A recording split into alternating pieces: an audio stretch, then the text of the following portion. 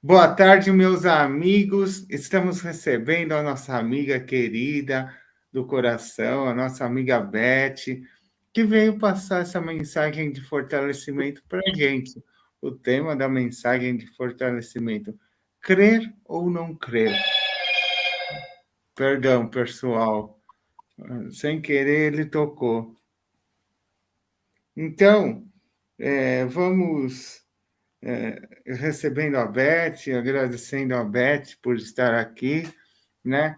E você pode iniciar com uma prece, por favor, amiga Beth? E depois a prece para encerrar, até uns 30 minutos. E hoje tem a palestra de novo, meu Deus do céu.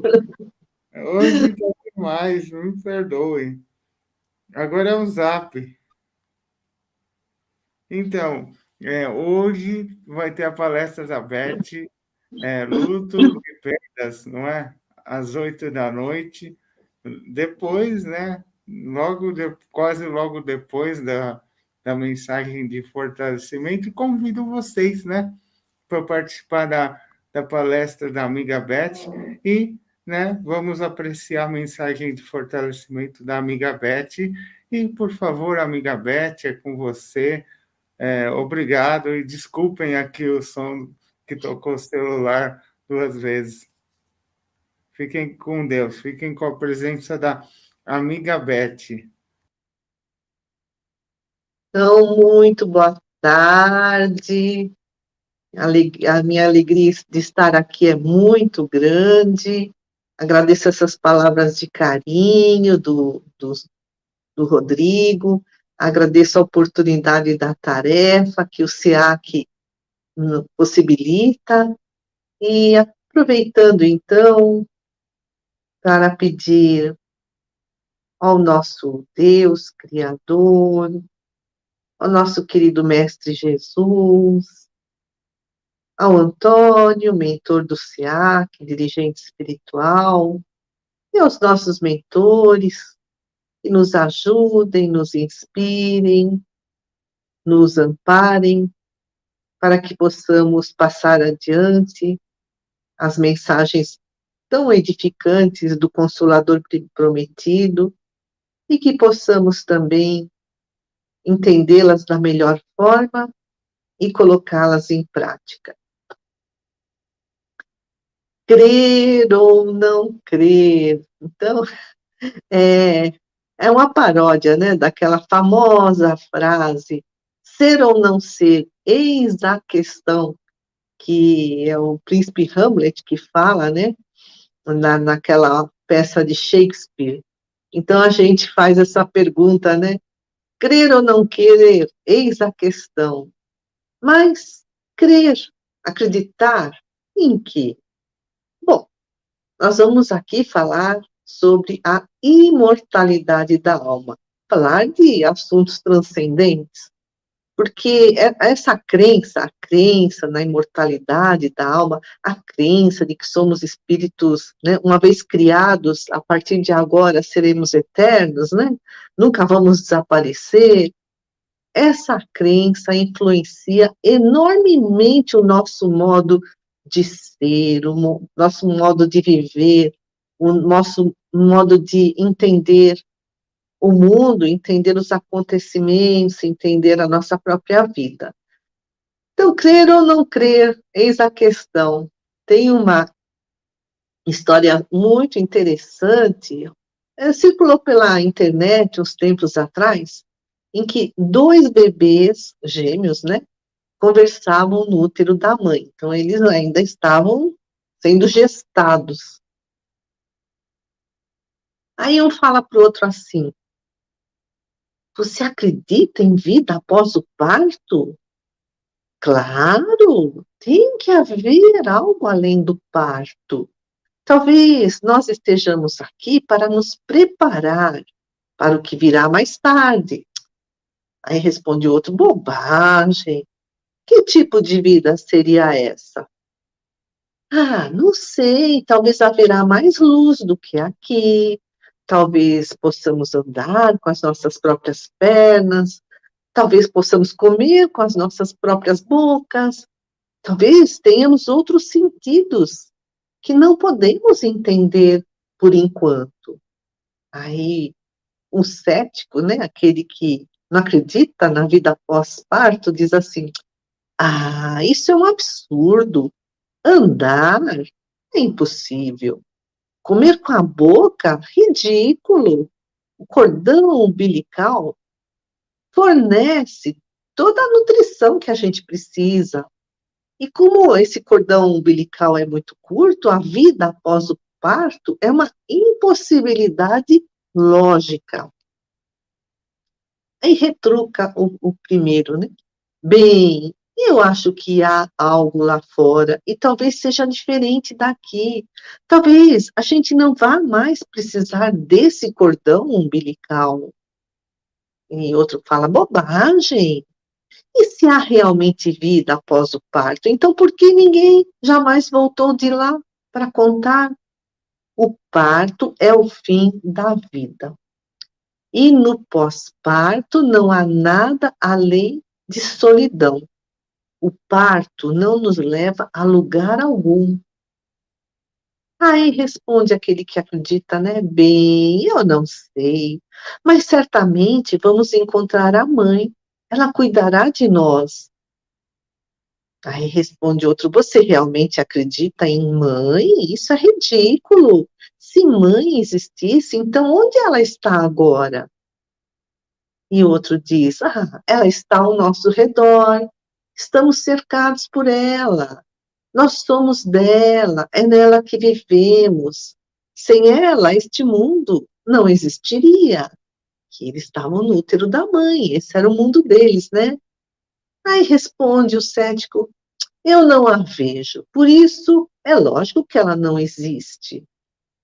E o outro diz assim: "Às vezes, quando estamos em silêncio, se você se concentrar e escutar com muita atenção, poderá perceber a presença dela e ouvir a sua voz suave e amorosa, chamando-nos lá de cima."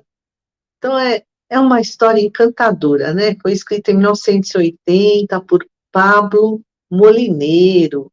Então, a mãe aqui, simboliza Deus, né, e essa história nos mostra como é fácil negar tudo o que não compreendemos. Mas as nossas crenças influenciam enormemente o nosso modo de viver.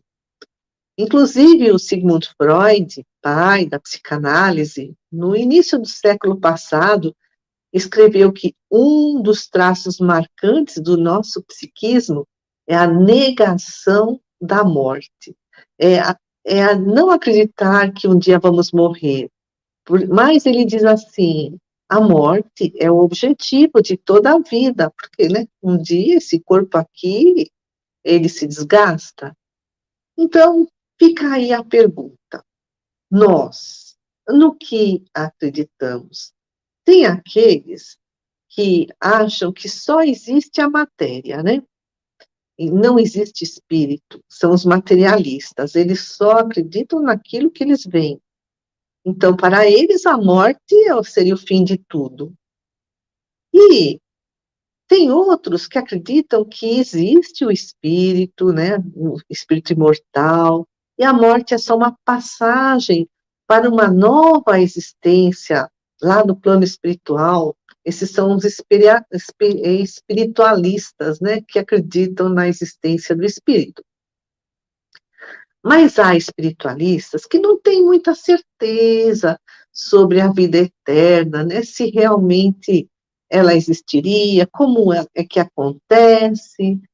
E aí essa dúvida acaba trazendo um sofrimento que poderia ser evitado se buscássemos o esclarecimento, porque a certeza na imortalidade da alma traz consolo, traz esperança, nos dá resignação diante, né, das dificuldades da vida.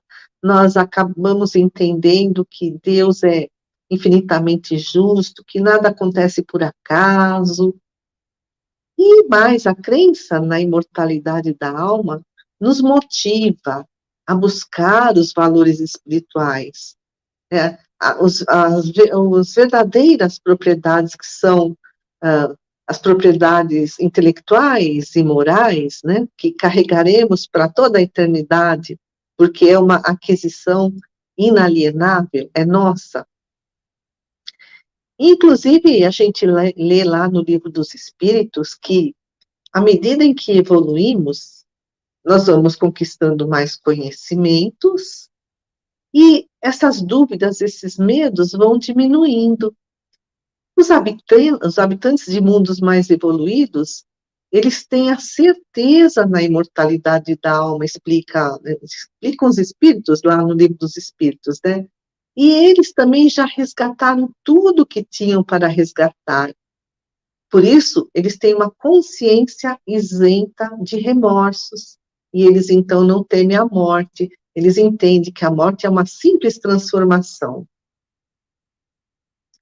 O grande escritor Leon Denis, filósofo espírita, no livro Depois da Morte, no capítulo Crenças e Negações, escreve que as doutrinas antigas, do Egito, da Índia, da Grécia, tinham duas formas de ensinamentos. Tinha uma parte exotérica, exo com X, significa para fora, que era cheia de cultos, eram os ensinamentos ministrados ao povo. E eles eram superficiais, eram comuns, né? E eram públicos, não tinham mistérios, né? Estava disponível para todo mundo. E tinha a parte esotérica com S, para dentro, que eram os mistérios que só eram revelados aos iniciados, era um grupo restrito, fechado, de pessoas, assim, muito instruídas, né, pessoas mais qualificadas, especializadas. Quais eram esses mistérios, né, que eram divulgados só aos iniciados, né? Mistério, por que mistério? Porque ia além das aparências. Era um ensinamento que permitia ver mais longe. Isso exige um esforço, né, para poder atingir esse saber interior. E esotérico significa ir para dentro. Então, quais eram esses mistérios? Eram as relações entre as causas primeiras, metafísicas, Deus, com as causas segundas, cosmológicas, todo o universo, o cosmos.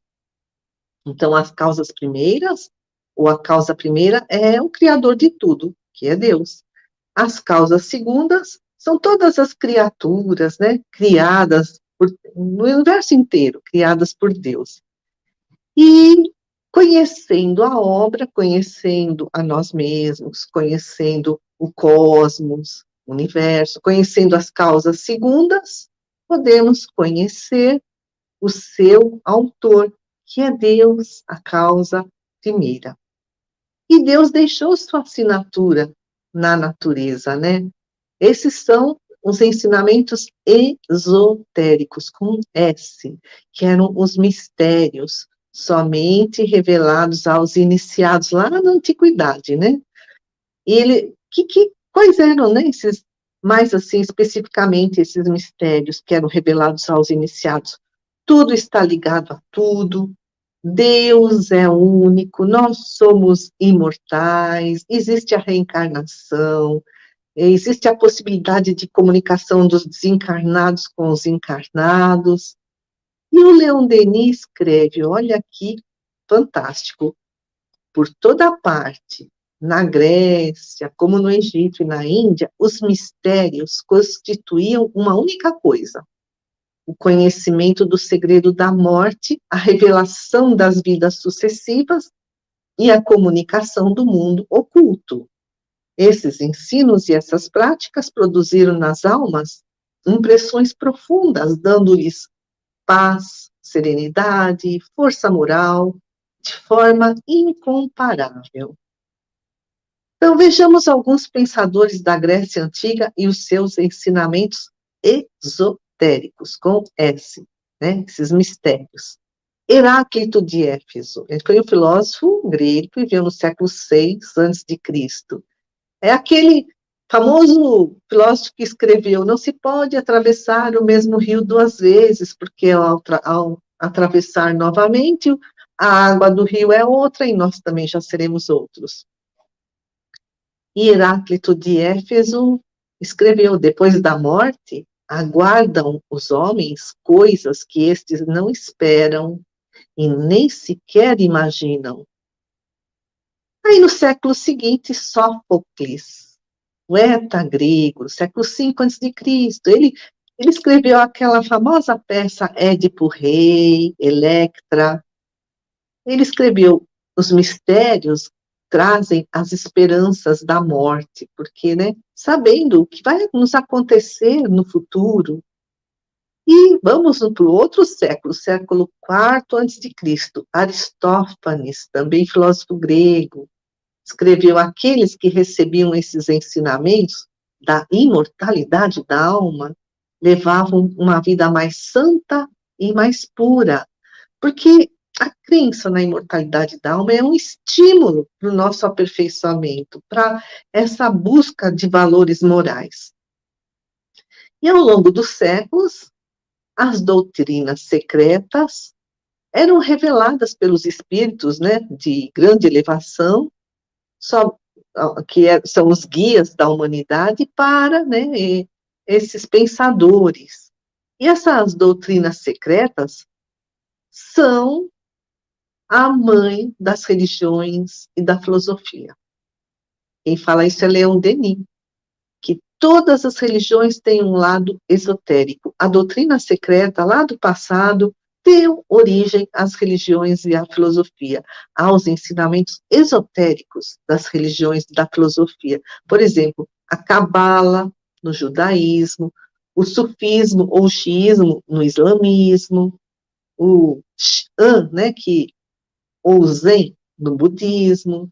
Mas esse lado esotérico nem sempre é reconhecido pela ortodoxia religiosa, né? E aí vem a questão: o espiritismo é uma doutrina secreta? O espiritismo reúne esses ensinamentos, esses mistérios que foram divulgados, revelados só aos iniciados, né? Mas esses ensinamentos hoje estão aí, à disposição de todos, né, nas obras da codificação espírita. O espiritismo surgiu no século XIX, primeiro como ciência, né? Então, Allan Kardec observava os fenômenos mediúnicos que eram produzidos por espíritos não tão evoluídos, que giravam as mesas, faziam barulhos para chamar a atenção.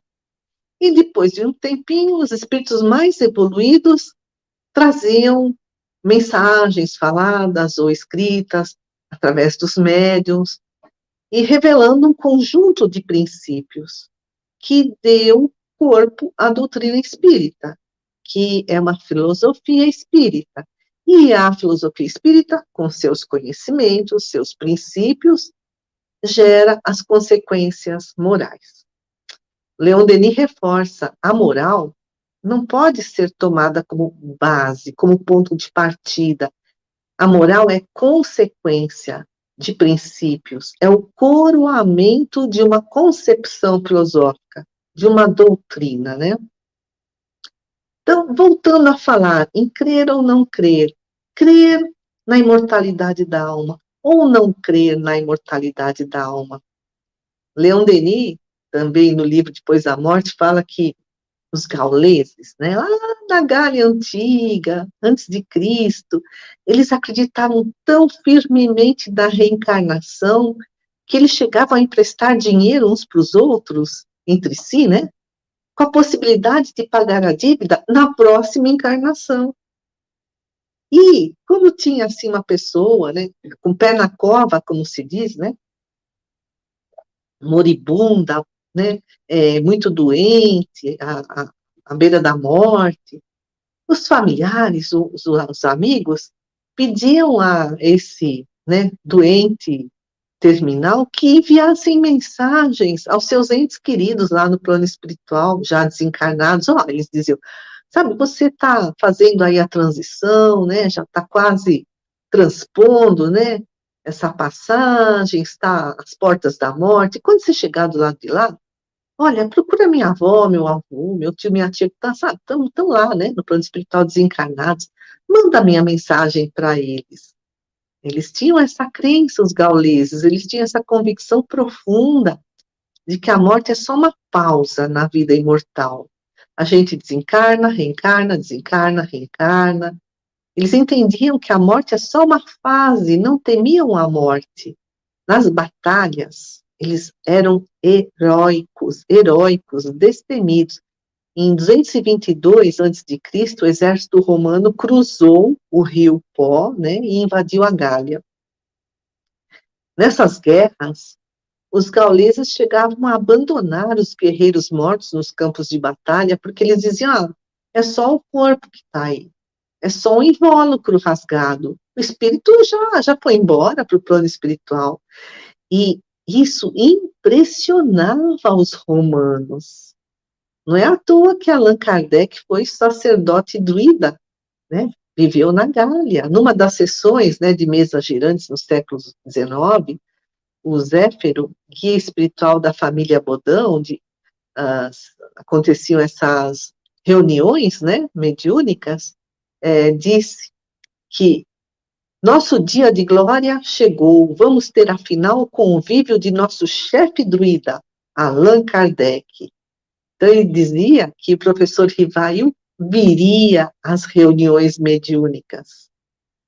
Finalizando, nossas crenças são a base das nossas atitudes, das nossas ações que constroem o nosso destino. Mahatma Gandhi, né, libertador da Índia, escreveu: nossas crenças se transformam em pensamentos. Os pensamentos se transformam em palavras. As palavras se transformam em ações. Essas ações, quando repetidas, se transformam em hábitos. Os hábitos formam os nossos valores. E os nossos valores determinam o nosso destino. Então, os nossos valores, o que para mim é importante, o que para mim vale a pena. E Leon Denis, né, para finalizar, ele diz que a ideia que nós fazemos do universo, das leis que regem o universo, do papel que nos cabe, né, nesse vasto teatro da vida, influi sobre as nossas determinações, sobre as nossas escolhas. E é segundo essas determinações, diz Leon Denis, é que traçamos um plano de conduta, que fixamos para nós um objetivo e caminhamos em direção a esse objetivo, né? O objetivo do aperfeiçoamento espiritual. Então, agradecendo ao Pai Maior, Mestre Jesus, grande mestre do nosso planeta Terra, o maior mestre que conhecemos aqui no nosso planeta.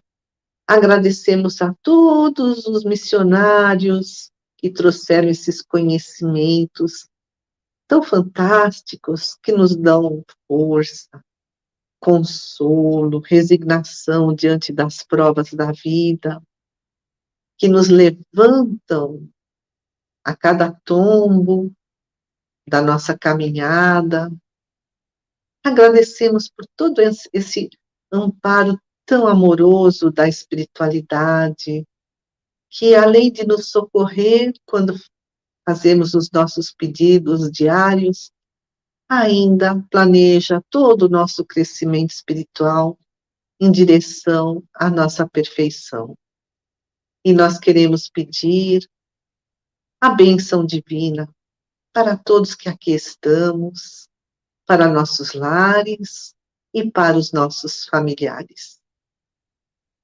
Que assim seja. Muito obrigada.